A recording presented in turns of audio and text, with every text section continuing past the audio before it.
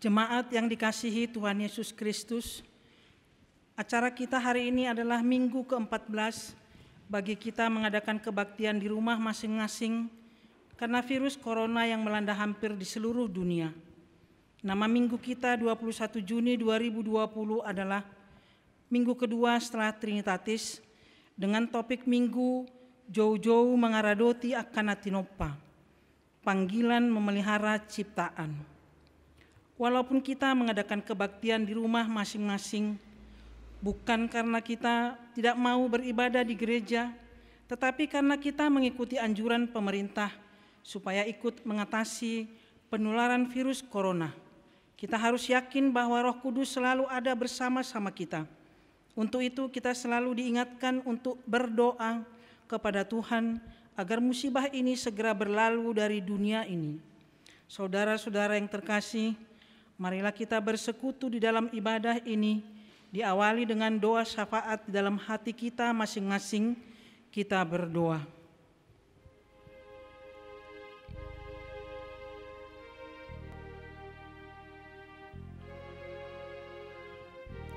Amin. Shalom. Kita memuji Tuhan dengan buku ND nomor 23 ayat 1 sampai dengan ayat 2.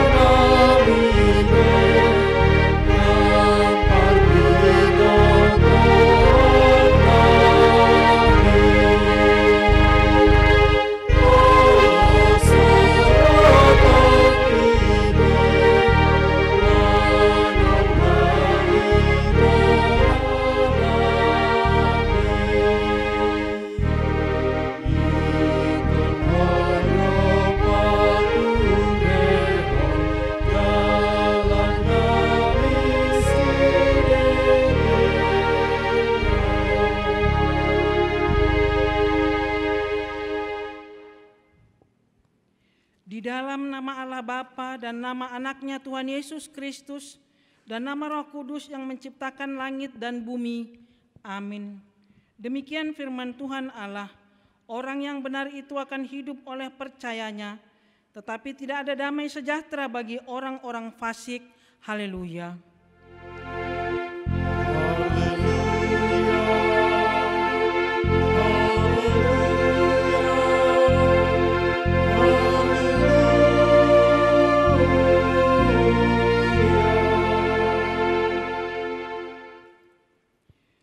Marilah kita berdoa.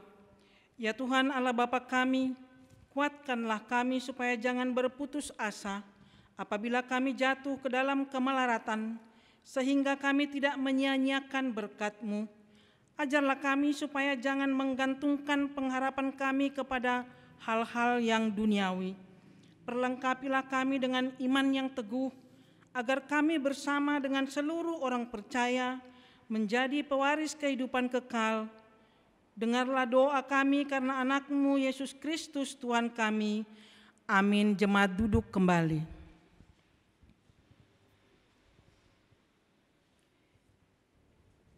Kita muji Tuhan dari buku ND nomor 575 ayat yang pertama.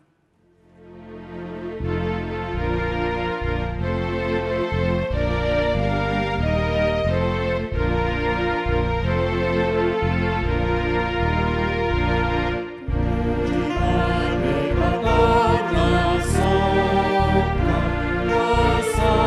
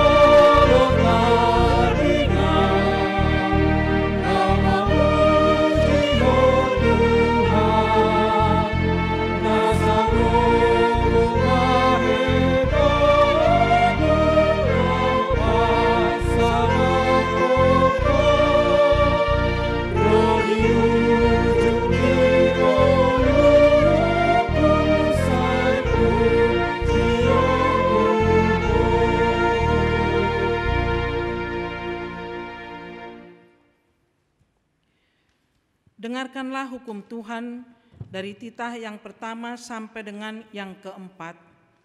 Titah pertama, Akulah Tuhan Allahmu, seru Tuhan kita. Tidak boleh ada Allah lain kecuali Aku. Titah kedua, jangan perbuat bagimu patung yang menyerupai apapun yang ada di langit atau yang ada di bumi atau yang ada di dalam air untuk disembah atau bertakwa kepadanya. Titah ketiga, jangan menyebut nama Tuhan Allah dengan sembarangan, karena Allah akan menghukum orang yang menyalahgunakan namanya. Titah keempat, ingat dan sucikanlah hari yang dikuduskan itu. Lakukanlah segala pekerjaanmu di dalam 6 hari, tetapi pada hari yang ketujuh ialah Sabat bagi Allah Tuhanmu. Engkau tidak boleh bekerja pada hari itu, juga anakmu laki-laki atau perempuan, pembantumu laki-laki atau perempuan, ternakmu atau orang lain yang berada di tempat kediamanmu. Sebab Allah menciptakan langit dan bumi dan segala isinya di dalam 6 hari. Kemudian beristirahat pada hari yang ketujuh. Itulah sebabnya Allah memberkati hari itu dan menguduskannya. Demikian hukum Tuhan. Marilah kita mohon kekuatan dari Tuhan untuk melakukan yang sesuai dengan hukum-Nya. Ya Tuhan Allah, kuatkanlah kami melakukan yang sesuai dengan hukum-Mu. Amin. Kita muji Tuhan dari Kidung Jemaat nomor 36 ayat yang pertama sambil berdiri.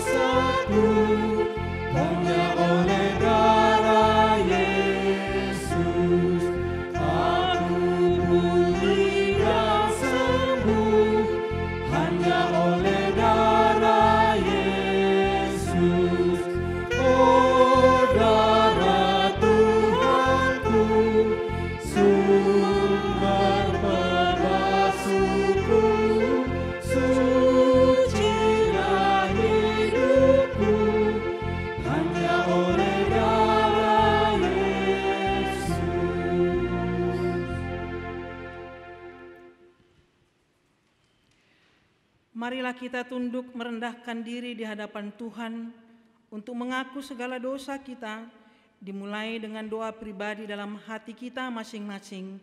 Kita berdoa.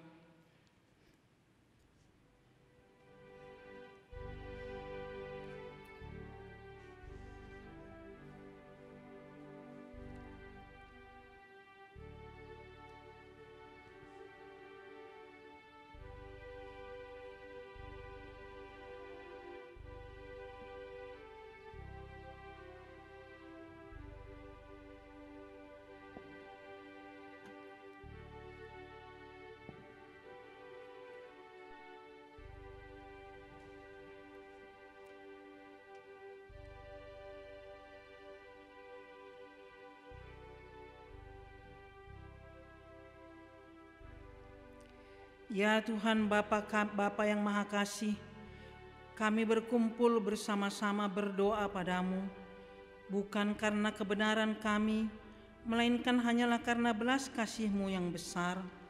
Kasihanilah dan ampunilah segala dosa dan kesalahan kami. Bangunkanlah hati dan jiwa kami, supaya kami dapat meninggalkan segala perbuatan kami yang jahat, dan kami beroleh hidup yang baru di dalam Yesus Kristus Tuhan kami.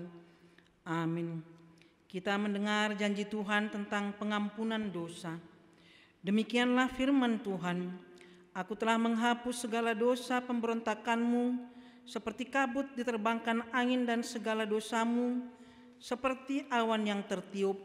Kembalilah kepadaku, sebab aku telah menebus engkau. Kemuliaan bagi Allah di tempat yang maha tinggi. Amin. Jemaat duduk kembali.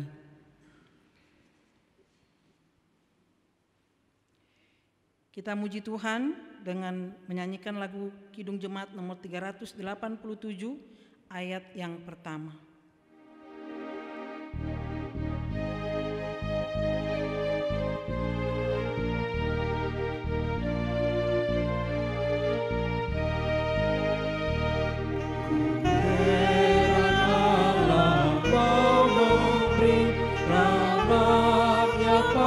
padaku, dan Kristus sudi menebus yang hina bagaiku. Namun ku tahu yang ku percaya, dan aku yakin kan kuasanya. Dia menjaga yang terluka hingga harinya kelak.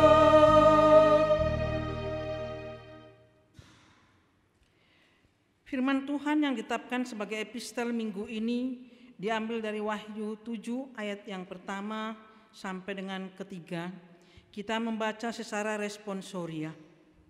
Kemudian daripada itu aku melihat 4 malaikat berdiri pada keempat penjuru bumi, dan mereka menahan keempat angin bumi, supaya jangan ada angin bertiup di darat atau di laut atau di pohon-pohon. Dan aku melihat seorang malaikat lain muncul dari tempat malaikat itu. Ia membawa kemerdekaan yang hidup, dan ia berseru dengan suara nyaring kepada keempat malaikat yang ditugaskan untuk merusakkan bumi dan laut. Katanya, janganlah merusakkan bumi atau laut atau pohon-pohon sebelum kami memeteraikan hamba-hamba Allah kami pada dahi mereka. Demikian firman Tuhan. Berbahagialah orang yang mendengar firman Tuhan serta melakukannya. Amin. Kita muji Tuhan dari buku Ende nomor 185 ayat yang pertama.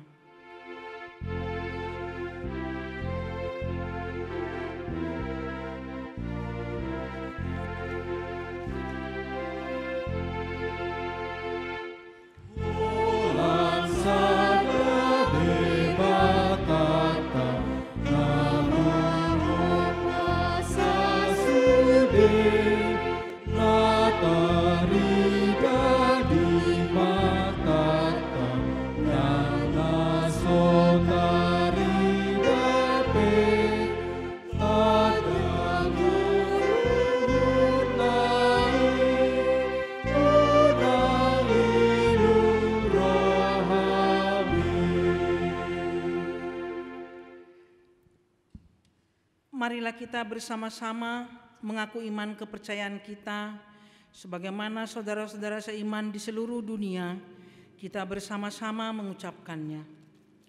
Aku percaya kepada Allah, Bapa yang Maha Kuasa, Khalik langit dan bumi.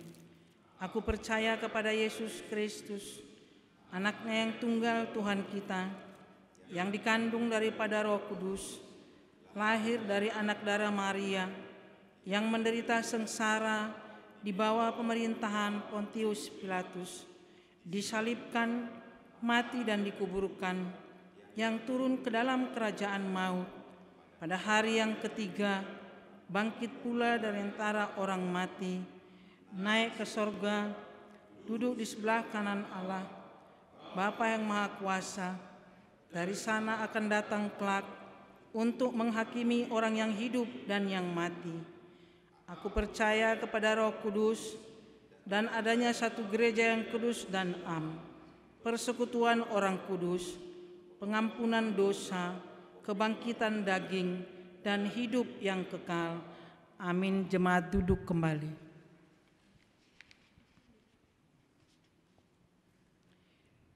Kita muji Tuhan dengan nyanyian buku Ende nomor 826 ayat yang pertama sambil mengumpulkan persembahan.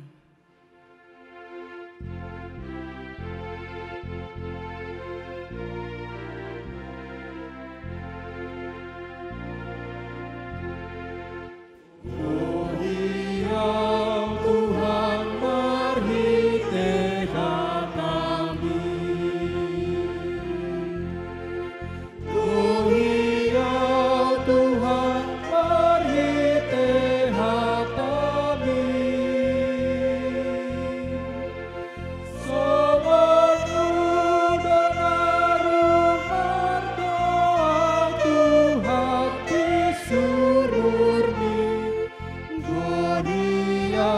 Engkau Tuhan marhite hatami.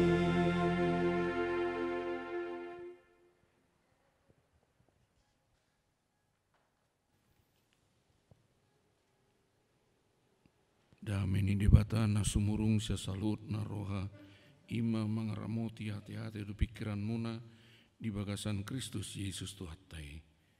Amin.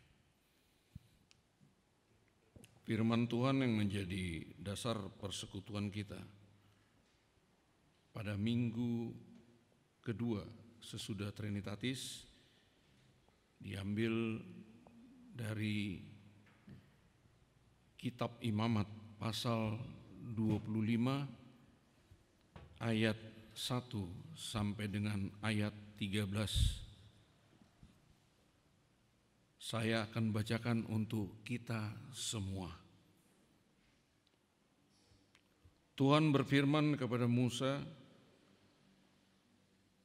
di Gunung Sinai, "Berbicaralah kepada orang Israel dan katakan kepada mereka, apabila kamu telah masuk ke negeri yang akan kuberikan kepadamu, maka tanah itu harus mendapat perhentian sebagai Sabat bagi Tuhan. 6 tahun lamanya engkau harus menaburi ladangmu, dan 6 tahun lamanya engkau harus merantingi kebun anggurmu, mengumpulkan hasil tanah itu. Tetapi pada tahun yang ke-7, haruslah ada tanah itu suatu Sabat, masa perhentian penuh, suatu Sabat bagi Tuhan. Ladangmu janganlah kau taburi, dan kebun anggurmu janganlah kau rantingi. Dan apa yang tumbuh sendiri dari penuaianmu itu janganlah kau tuai. Buah anggur dari pokok anggurmu yang tidak dirantingi janganlah kau petik. Tahun itu harus menjadi tahun perhentian bagi tanah itu. Hasil tanah selama Sabat itu haruslah menjadi makanan bagimu, yakni bagianmu sendiri, bagian bagi budakmu laki-laki, dan bagi budakmu perempuan, bagi orang upahan, bagi orang asing di antaramu yang semuanya tinggal padamu, juga bagi ternakmu dan bagi binatang liar yang ada di tanahmu. Segala hasil tanah itu menjadi makanannya. Selanjutnya engkau harus menghitung 7 tahun Sabat, yaitu 7 kali 7 tahun, sehingga masa 7 tahun Sabat itu sama dengan 49 tahun. Lalu engkau harus memperdengarkan bunyi sangkakala, di mana dalam bulan ke-7 pada tanggal 10 bulan itu, pada hari raya pendamaian, kamu harus memperdengarkan bunyi sangkakala itu di mana-mana seluruh negerimu. Kamu harus menguduskan tahun yang ke-50 dan memaklumkan kebebasan di negeri itu bagi segenap penduduk. Itu harus menjadi tahun Yobel bagimu, dan kamu harus masing-masing pulang ke tanah miliknya dan kepada kaumnya. Tahun yang ke-50 itu harus menjadi tahun Yobel bagimu. Jangan kamu menabur, dan apa yang tumbuh sendiri dalam tahun itu jangan kamu tuai, dan pokok anggur yang tidak dirantingi jangan kamu petik buahnya, karena tahun itu adalah tahun Yobel. Haruslah itu kudus bagimu. Hasil tahun yang hendak kamu makan harus diambil dari ladang. Dalam tahun Yobel itu, kamu harus masing-masing pulang ke tanah miliknya. Demikian firman Tuhan. Bapak, Ibu, Saudara yang dikasihi Tuhan, yang sampai saat ini kita tetap beribadah di tengah rumah kita masing-masing. Ini menjadi bagian yang masih terus akan kita ikuti situasi kondisinya. Dan saat ini minggu ke-14 kita mendengarkan firman Tuhan.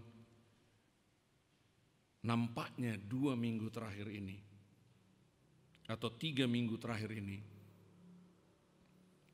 banyak firman Tuhan yang menyentuh bagian dari hubungan Allah dengan Tuhan, hubungan Allah dengan alam, hubungan Tuhan dengan semua ciptaannya. Secara khusus, perikop ini berbicara tentang Israel dan kehidupannya sesudah memasuki tanah Kanaan. Bapak Ibu Saudara, kita mengenal istilah Sabat pada 10 hukum Tuhan yang diterima Israel melalui Musa di Gunung Sinai adalah hari Sabat. Hari Sabat adalah perhentian Allah dari seluruh pekerjaan penciptaan Allah pada mulanya.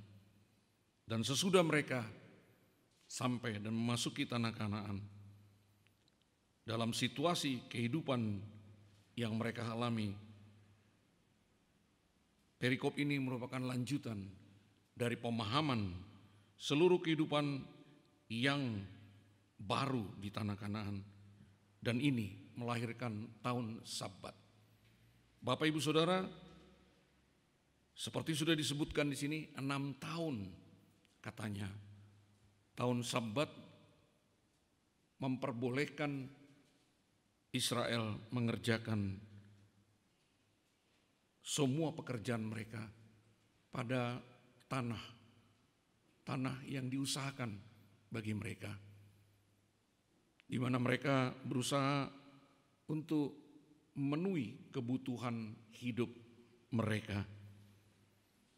Tetapi dalam perjalanannya dan dalam pemenuhan kebutuhan tersebut, ternyata Tuhan melalui hambanya para imam menyampaikan bahwa 6 tahun tanah boleh diusahakan. Tetapi pada tahun Sabat, yaitu tahun ke-7, tidak ada boleh aktivitas apapun di atas tanah yang diusahakan tersebut. Karena itu bagian dari aturan dan perintah Tuhan,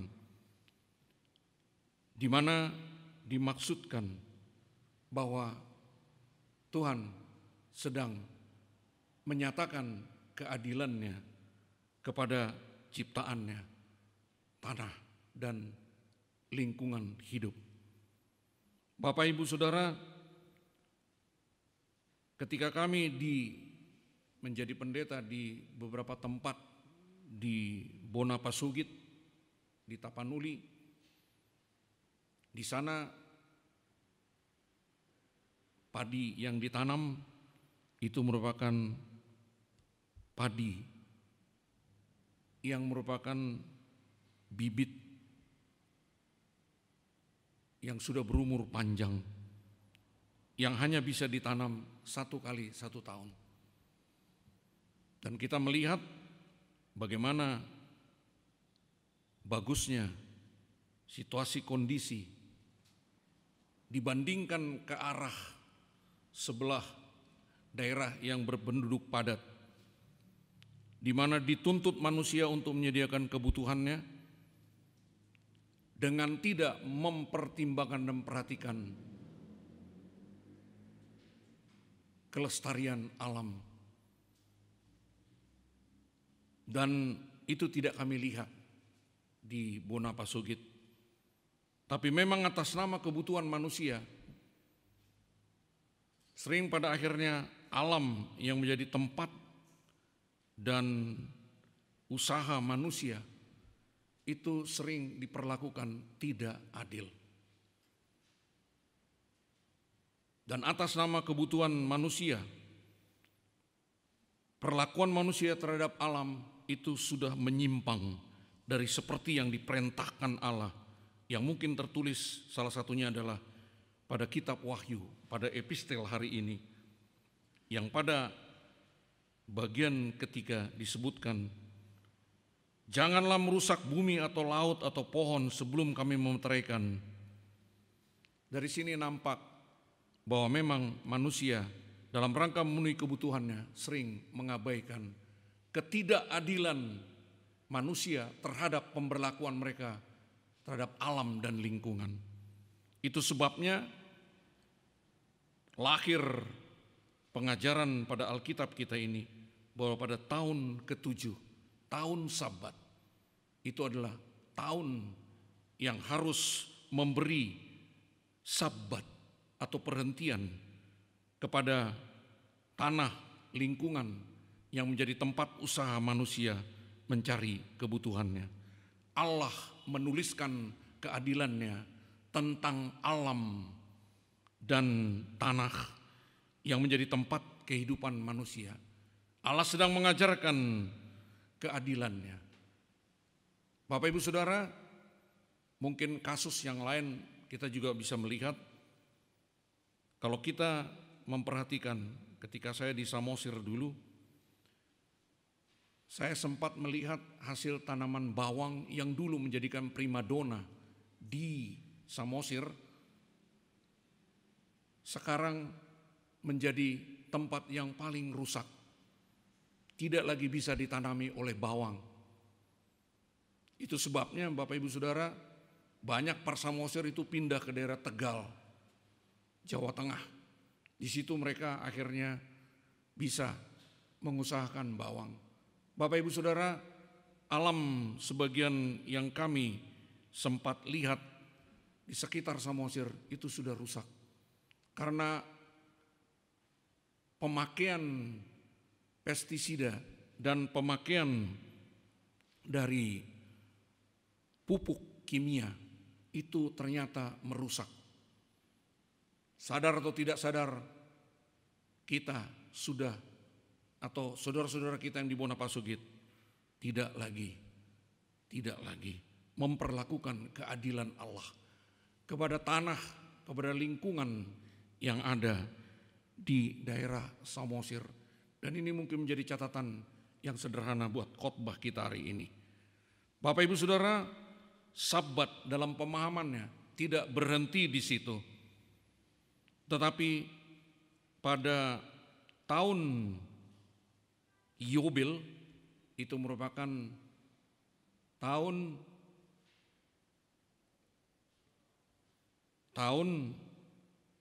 7 tahun Sabat kali 7 tambah 1 itulah tahun Yobel. Dari situ terlihat atau lahir kata Yubelium. Bapak Ibu Saudara, sekali lagi Israel yang memasuki tanah Kanaan menerima perintah dan keterangan lanjut dari pengertian Sabat bahwa pada tahun Yobel mereka harus membebaskan seluruh pengusahaan mereka terhadap tanah lingkungan dengan memperhatikan dan mengembalikan keutuhan dan kekayaan kemampuan tanah tersebut. Di mana seperti halnya tadi sudah dimulai dengan tahun Sabat, tahun Yobel itu mengingatkan semua Israel, umat Tuhan, untuk kembali menerima atau menerapkan keadilan dalam hidup bermasyarakat, dalam hidup di tengah kehidupan bersama sesama, di mana tahun Yobel dalam perintah Allah itu sedang menyampaikan keadilan kepada umatnya bahwa mereka harus membebaskan semua yang menjadi milik mereka, yang sebenarnya bukan milik siapapun, karena itu adalah barang yang dibeli, di mana Allah memberikan keadilan. Bapak Ibu Saudara yang berada di rumah dan kita semua yang ada di tempat ini, bahwa tahun Yobel itu adalah tahun pembebasan dan menunjukkan keadilan Allah kepada kehidupan sosial, di mana siapa yang miskin, siapa yang berutang, siapa yang tersingkir, semua mendapat keadilan dan memiliki kembali hak-hak mereka. Contoh, kalau saya karena kesulitan, saya menjual tanah saya kepada orang lain yang merupakan pusaka dari nenek moyang saya. Pada tahun Yobel akan dikembalikan kepada saya dengan memberikan pampasan atau ganti rugi sejumlah di mana keadilan itu menjadi keadilan sosial di tengah kehidupan umat Tuhan, di mana miskin kaya kembali dipulihkan pada tahun Yobel. Mereka memiliki kembali kekayaan mereka. Mereka kembali memiliki tanah mereka. Dan mereka memperlakukan itu untuk keadilan sosial di tengah umat. Oleh sebab itu Bapak Ibu Saudara, dari dua hal tahun Sabat dan tahun Yobel yang sudah diutarakan pada perikop jemaat kita, Bapak Ibu Saudara, terutama yang di rumah, bahwa Allah menunjukkan keadilannya. Yang pertama itu keadilannya kepada ciptaan Dia semua, termasuk tanah, air, lingkungan hidup yang merupakan bagian dari ciptaan Allah harus menerima keadilan, bahwa tanah, lingkungan hidup itu harus diperlakukan dengan baik dan benar. Ini semua diserahkan manusia pada penciptaan kepada manusia, dan manusia menerima tanggung jawab ini, memperlakukan keadilan ini dengan baik dan benar. Karena ini adalah perintah Allah. Demikian juga ketika tahun Yobel, mereka harus menunjukkan keadilan kepada saudara yang miskin, saudara yang kecil, saudara yang tidak mempunyai apapun juga, dan saudara yang sempat berutang. Tuhan memperlakukan keadilan sosial di tengah umatnya. Bapak Ibu Saudara, kenapa itu dituntut kepada kita yang percaya kepada Allah dalam Yesus Kristus? Yang pertama saya mesti katakan, keadilan Allah itu sudah lebih dahulu kita terima. Ketika dia memberikan, menganugerahkan anaknya yang tunggal Tuhan kita untuk kelepasan dari dosa dan kematian bagi kita. Kita catat ini merupakan keadilan Allah yang tidak bisa ditawar-tawar, karena memang kita sudah lebih dahulu menerima keadilan tersebut. Yang kedua, sudah pasti seperti perintah Allah, jangan merusak bumi, laut atau pohon-pohonan dan semua lingkungan hidup. Itu jelas perintah Allah yang tidak bisa ditawar.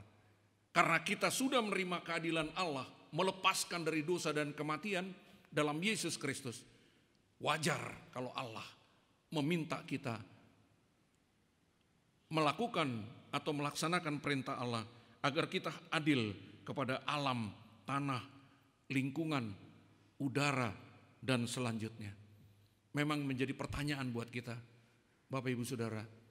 Ketika kemarin saya membaca atau melihat pada YouTube di mana seorang ibu karena situasi COVID atau pandemi COVID-19 ini, dia mencuri satu tandan kelapa sawit, lalu dia harus menerima hukuman. Tetapi ternyata bapak polisi yang menolong itu, saya tidak tahu dan tidak disebutkan, ternyata bapak polisi itu membebaskan ibu itu. Karena memang karena kondisi pandemi COVID ini, dia terpaksa harus mencuri. Karena memang suaminya sudah meninggal dan anak-anaknya harus dia hidupi, dan seorang polisi memberi bantuan kepada dia. Terima kasih. Mudah-mudahan tidak disebutkan memang ruas AKBP itu, tapi itulah yang sudah menggerakkan bahwa sebenarnya situasi kondisi ini sering memaksa kita untuk memperlakukan keadilan. Dan pada kesempatan ini juga, Bapak Ibu Saudara, ketika kita menerima keadilan dari Yesus Kristus, kita menjadi pribadi yang adil terhadap siapapun juga secara sosial kehidupan bersama, tapi juga kita adil untuk memperlakukan alam sekitar kita dengan memperhatikan kebersihan kita yang otomatis sebetulnya. Kebersihan lingkungan kita itu dimulai dengan kebersihan hati kita. Kebersihan lingkungan itu kita butuhkan karena memang kita harus hidup sehat. Seperti yang dituntut oleh situasi kondisi saat ini. Dan itu disampaikan kepada kita bahwa memang hidup bersih itu merupakan keadilan Allah. Dan lingkungan yang bersih itu menjadi tempat yang sehat untuk kita. Terlebih ketika kita menghadapi pandemi COVID-19 ini. Yang menjadi pertanyaan sampai saat ini. Apakah memang pandemi COVID-19 ini itu karena memang manusia melupakan keadilan Allah? Melupakan keadilan terhadap lingkungan, situasi, kondisi. Dimana kalau kita bicara tentang sampah plastik yang luar biasa sekarang mengancam sampai kepada kesehatan manusia sekarang. Ternyata ikatan kimia polivinil itu merusak kehidupan manusianya karena tidak bisa dimusnahkan. Itu catatan yang satu. Tapi catatan yang kedua, penebangan hutan, banjir di mana-mana. Udara semakin panas. Saya 1 tahun tinggal di sini, kayaknya rata-rata suhu udara di kota Malang ini terus meningkat. Saya tidak tahu ada apa. Tapi paling tidak firman Tuhan sudah menghimbau kita hari ini bahwa Allah yang kita sembah itu adalah Allah yang adil, yang sudah memberikan keadilan kepada kita melalui Kristus Yesus dengan menebus kita dari dosa dan kematian, meminta kita untuk memperhatikan dan memperlakukan keadilan terhadap sesama kita, mengasihi sesama kita, dan juga memperlakukan keadilan bagi lingkungan kita.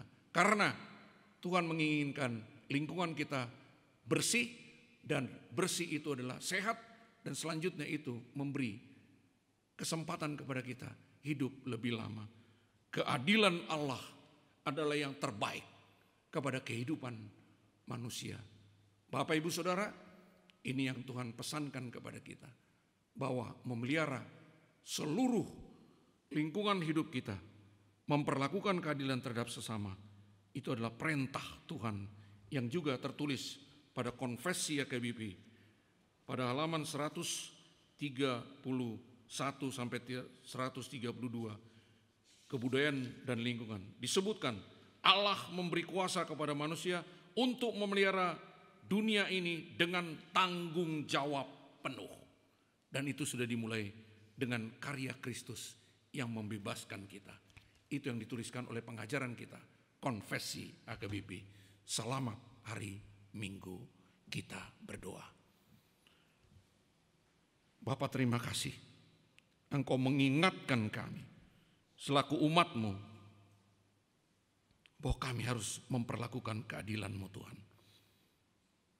Dan Tuhan meminta itu karena Tuhan sudah berlaku adil kepada kami dengan melepaskan kami dari dosa dan kematian melalui kematian dan kebangkitan Tuhan kami Yesus Kristus. Tuhan, berilah kekuatan kepada kami melalui Roh Kudus untuk melakukan semua yang Tuhan perintahkan secara khusus tentang keadilan kepada alam semesta dan keadilan terhadap sesama kami manusia. Dan biarlah selanjutnya kami mampu menjalani dalam situasi sulit ini bersama seluruh jemaat-Mu yang berbakti dan berkebaktian di rumah dan di gereja saat ini, bahwa kami hendak turut, tunduk dan hormat melakukan yang Tuhan perintahkan untuk melakukan keadilan Allah di tengah kehidupan kami. Ampuni segala dosa dan kesalahan kami, kalaupun kami belum bisa melakukannya, tapi kami percaya Tuhan bila mengingatkan kami, berarti Tuhan menyayangi kami. Kasihani kami Tuhan, dalam Yesus Kristus Tuhan dan Juru Selamat kami yang hidup. Amin. Kita menyambut dengan Kidung Jemaat nomor 403 ayat 1 sambil mengumpulkan persembahan kita.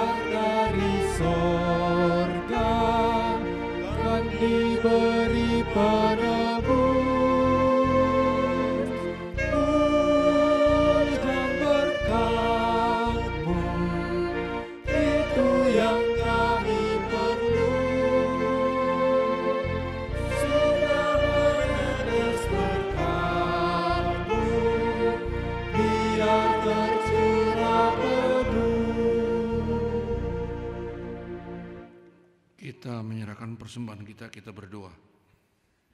Ya Allah Bapa kami yang di surga, kami mengaku bahwa Tuhan adalah sumber dari segala karunia yang melimpah dalam kehidupan kami masing-masing. Sebagian daripada karunia itu kami serahkan kembali sebagai persembahan kepada Tuhan. Terimalah dan berkatilah persembahan umat-Mu ini, agar dapat kami pergunakan untuk pekerjaan dan pelayanan kerajaan Tuhan di dunia ini. Bukalah hati kami untuk mengenal betapa banyak berkat dan karunia yang kami peroleh dari Tuhan, supaya kami senantiasa bersyukur kepadamu, di dalam nama Yesus Kristus Tuhan kami. Amin.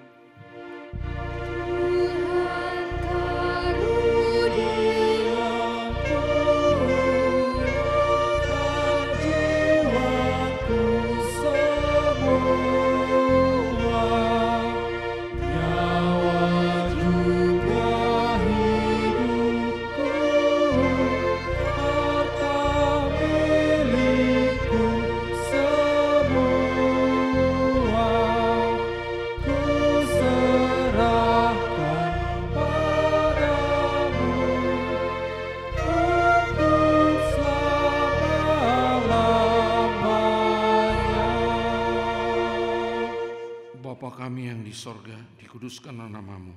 Datanglah kerajaan-Mu, jadilah kehendak-Mu di bumi seperti di sorga. Berilah kami pada hari ini makanan kami yang secukupnya. Dan ampunilah kami akan kesalahan kami, seperti kami juga telah mengampuni orang yang bersalah kepada kami. Dan janganlah membawa kami ke dalam pencobaan, tetapi lepaskanlah kami daripada yang jahat.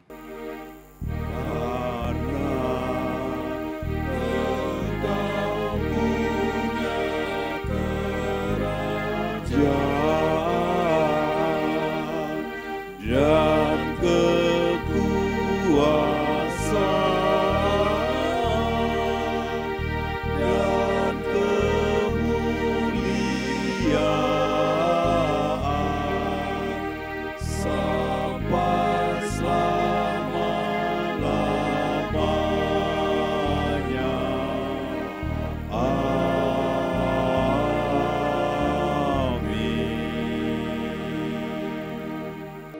Dalam damai terimalah berkat Tuhan.